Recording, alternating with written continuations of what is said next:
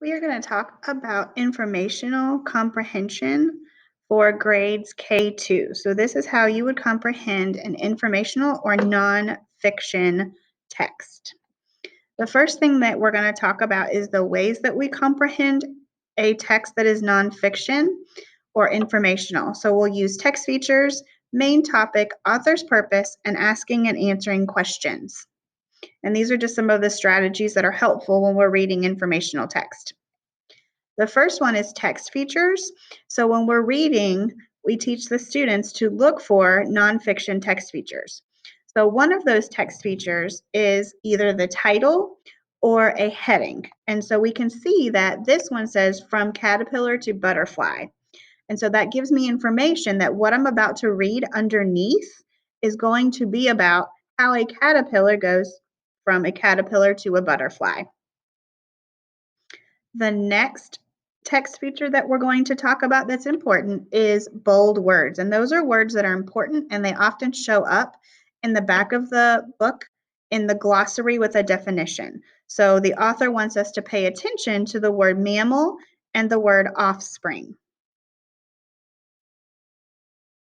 The next text feature that's important for us to locate and understand on this page is the life cycle of a butterfly and the diagram that the author has given us. So the author uses a diagram to show us how an egg forms and then the steps in the cycle that it takes to go from a caterpillar to an adult butterfly.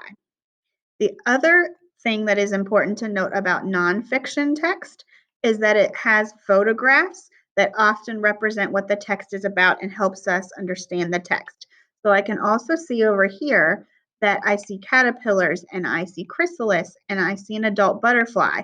So that gives me, the reader, information about what I am about to read. We also talk about the main topic in a story in kindergarten through second. And good readers find out what the main topic is so that they can help comprehend what they're reading. So they might use text features to help them figure that out, or they might use repeated words. And so when we talk about repeated words, we tell the children that we read and then we might underline or we might code that somehow or highlight it so that we understand that the author wants us to learn about that topic.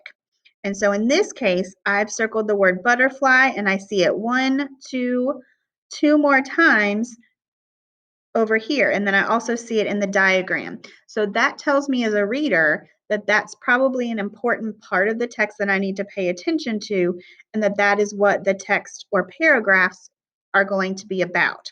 We also want to look at the illustrations to gain information. And so just like in the last slide we talked about, we're going to look at all of the pictures and the photographs to help us understand what this text is about.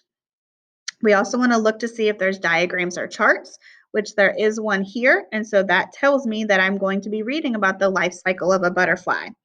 The other important thing is that when we're reading, we want to stop along the way and see what makes sense and make sense of what we're reading in the nonfiction text. The next thing we'll talk about is the author's purpose.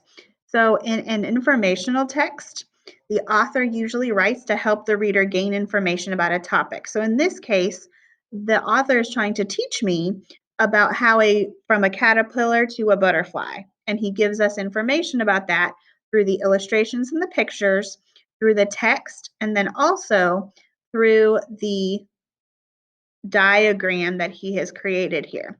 So this text is written to inform me about the life cycle of a butterfly. So when we're reading, we need to keep that purpose in our mind that the author is trying to teach me something about the life cycle of a butterfly. When we ask and answer questions during a reading of a text, it helps us comprehend and it helps us understand the text. So here are just some question stems that can help us understand the text as we're reading. So as we're reading the text, we might ask I wonder questions. And so we might say, I wonder why a butterfly is not a mammal. And then sometimes the author answers that question. In this case, he says it does not have live babies or feed milk to its young? So the author asked, and we answered that question together. So it was directly in the text. Sometimes the author doesn't answer our questions, and we have to make inferences based on what we already know about the topic. But we could also ask, what did I learn about butterflies? So after I'm done reading, I might restate the butterfly life cycle. So I might be able to tell all of these 5 steps after I'm done reading. And then what's the main topic? In just a few words, I can say that it's about the butterfly life cycle.